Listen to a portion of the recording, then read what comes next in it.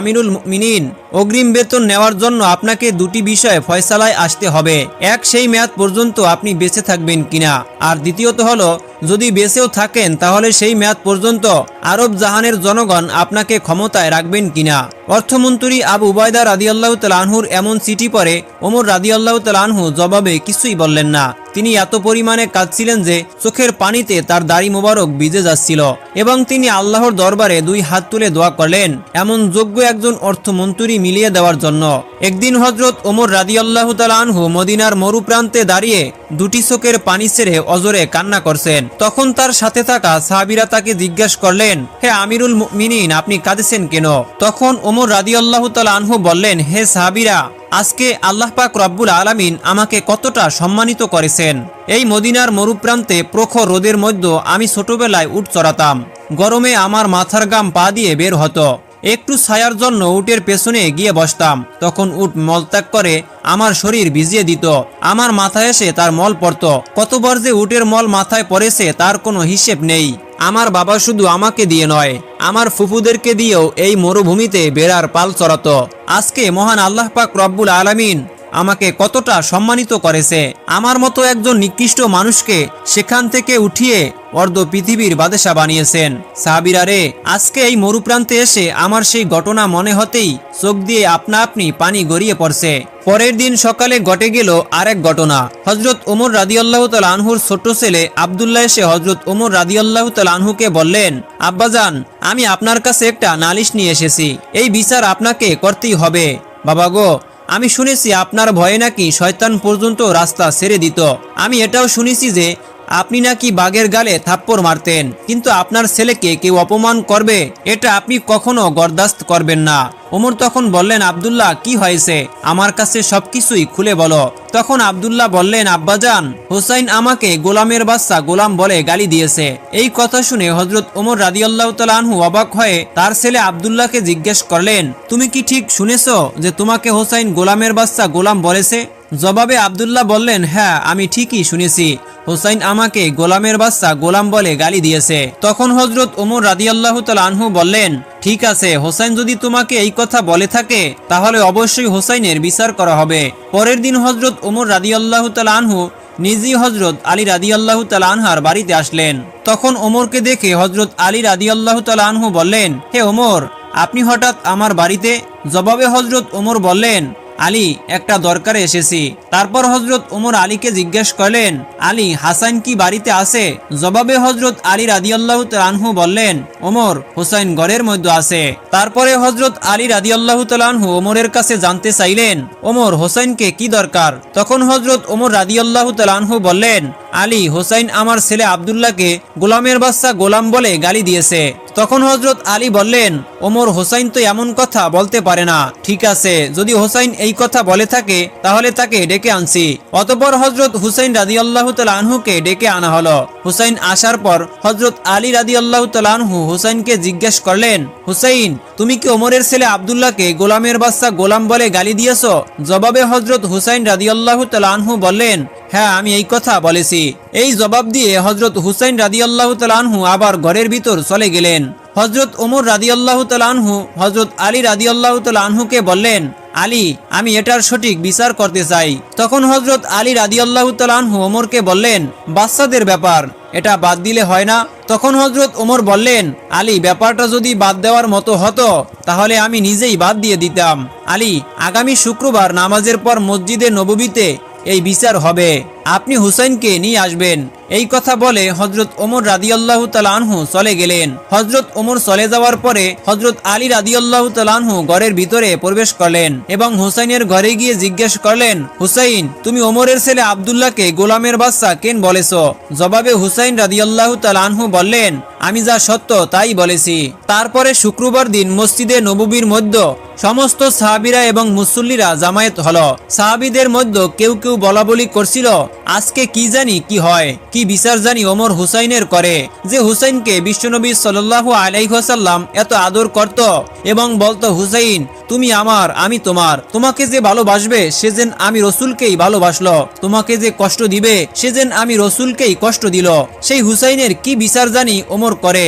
জুমার নামাজ শেষে কিছু সাহাবীরা হযরত ওমরকে অনুরোধ করে বললেন, হে আমিরুল মুমিনিন, আপনি তো জানেন বিশ্বনবী সাল্লাল্লাহু আলাইহি ওয়াসাল্লাম হুসাইনকে কতটা ভালোবাসতেন, হুসাইনের বিচারটা বাদ দিলে হয় না? তখন ওমর রাদিয়াল্লাহু তাআলা আনহু সাহাবীদেরকে বললেন, হে সাহাবীরা, তোমরা যা জানো আমিও তা জানি, কিন্তু কাল হাসরের ময়দানে আল্লাহ পাক রব্বুল আলামিন যদি আমাকে এই বিচারের জন্য তার কাঠগড়ায় দাঁড় করায়, তখন যদি আমি অপরাধী হয়ে যাই, তাহলে সেদিন তোমরা পারবে কি আমাকে রক্ষা করতে? হযরত ওমরের মুখে এমন কথা শুনে সমস্ত সাহাবীরা নিশ্চুপ হয়ে যায়। তারপর বিচার কার্য শুরু হলো। হযরত ওমর রাদিয়াল্লাহু তাআলা আনহু মিম্বরে বসে হযরত হুসাইনকে উদ্দেশ্য করে বলতে লাগলেন, হে হুসাইন, আপনি কেন আমার ছেলেকে গোলামের বাচ্চা গোলাম বলেছেন? তখন হযরত হুসাইন রাদিয়াল্লাহু তাআলা আনহু জবাব দিলেন, ওমর, বড় কথা বলো না, তুমি কি আমার নানার গোলামি করো নাই? এই কথা শুনে হযরত ওমর রাদিয়াল্লাহু তাআলা আনহু দুটি চোখের পানি গড়গড় করে ছেড়ে দিলেন। হযরত ওমর হুসাইনকে লক্ষ্য করে বললেন, হুসাইন, আপনি যে কথাটা বললেন এই কথাটা কি আপনি কোনো কাগজে লিখে দিতে পারবেন? হুসাইন রাদিয়াল্লাহু তাআলা আনহু জবাবে বললেন, হ্যাঁ, অবশ্যই লিখে দিতে পারবো। তারপর হুসাইন রাদিয়াল্লাহু তাআলা আনহু কাগজে লিখলেন, ওমর আমার নানার গোলামি করেছে, বিদায় তার ছেলেকে আমি গোলামের বাচ্চা গোলাম বলেছি।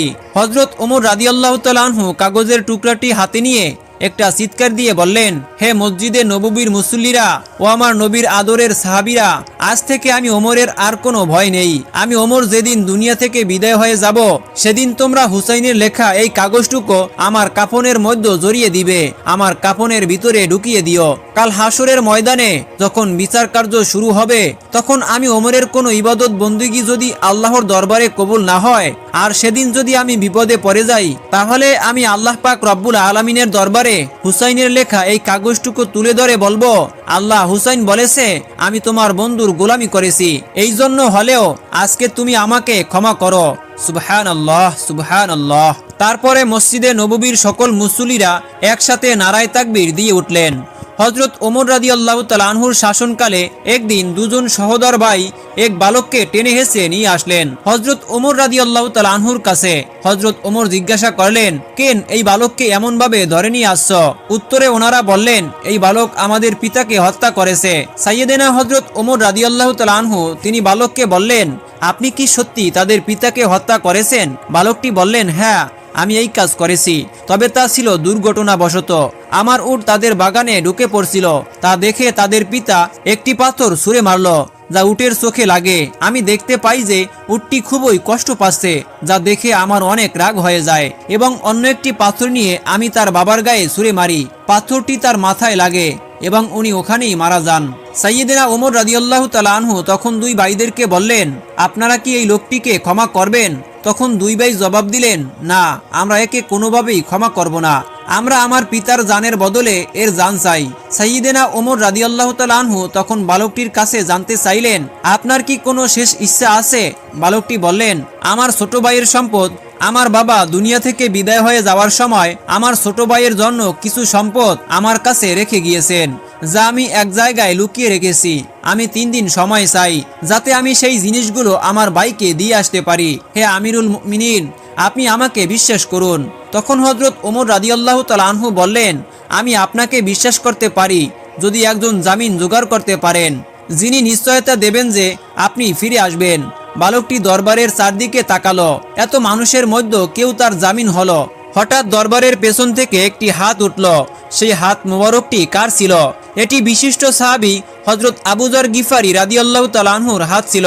আবু যর গিফারি রাদিয়াল্লাহু তাআলা আনহু বললেন, আমি তার জামিন হব। প্রিয় দর্শক, জানার বিষয়, জামিন মানে হলো যদি বালকটি ফিরে না আসে, তাহলে বালকের পরিবর্তে হযরত আবু যর গিফারি রাদিয়াল্লাহু তাআলা আনহুর শিরচ্ছেদ করা হবে। সুতরাং বালকটিকে ছেড়ে দেওয়া হলো। একদিন গিয়ে 2 দিন চলে গেল, কিন্তু বালকটি আর ফিরে আসলো না। তৃতীয় দিন দুই ভাই হযরত আবু যর গিফারি রাদিয়াল্লাহু তাআলা আনহুর কাছে গেলেন। তখন আবু যর গিফারি বললেন, আমি মাগরিব পর্যন্ত অপেক্ষা করব। মাগরিবের কিছুক্ষণ আগে হযরত আবু যর গিফারি রাদিয়াল্লাহু তাআলা আনহু তিনি সাইয়েদেনা ওমর রাদিয়াল্লাহু তাআলা আনহুর দরবার শরীফের দিকে রওনা করলেন। পবিত্র মদিনা শরীফের আদিবাসীগণ হযরত আবু যর গিফারি রাদিয়াল্লাহু তাআলা আনহুর পিছন পিছন যেতে লাগলেন। সবাই দেখতে চান যে কি ঘটে। আজকে সত্যিই কি হযরত আবু যর গিফারি রাদিয়াল্লাহু তাআলা আনহুর ওই বালকের পরিবর্তে এত বড় শাস্তি কার্যকর করা হবে? চারদিকে পিনপতন নীরবতা। কি হতে চলছে? মাগরিবের কিছুক্ষণ আগে সেই বালক চিৎকার দিয়ে দৌড়ে এসে সেখানে পৌঁছালো। তাকে দেখে সাইয়েদেনা ওমর বালকটিকে জিজ্ঞেস করলেন, হে বালক, আপনি কেন ফিরে এসেছেন? আমি তো আপনাকে আনার জন্য কোনো লোক পাঠাইনি। কোন জিনিসটা আপনাকে ফিরিয়ে আনলো?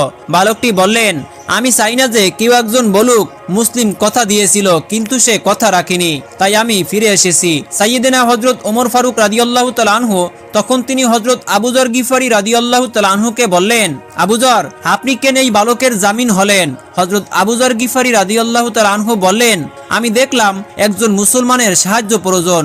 আমি চাই না যে কেউ বলুক একজন মুসলমানের সাহায্য প্রয়োজন ছিল কিন্তু কোনো মুসলমান তাকে সাহায্য করেনি। এই কথা শুনে দুই ভাই বললেন, আমরাও চাই না যে কেউ বলুক একজন মুসলমান ক্ষমা চেয়েছিল কিন্তু অন্য মুসলমান তাকে ক্ষমা করেনি। তারপরে ওই দুই ভাই বালকটিকে ক্ষমা করে দিল। এরপর বালকটি মুক্তি পেয়ে গেল। সুবহানাল্লাহ, সুবহানাল্লাহ।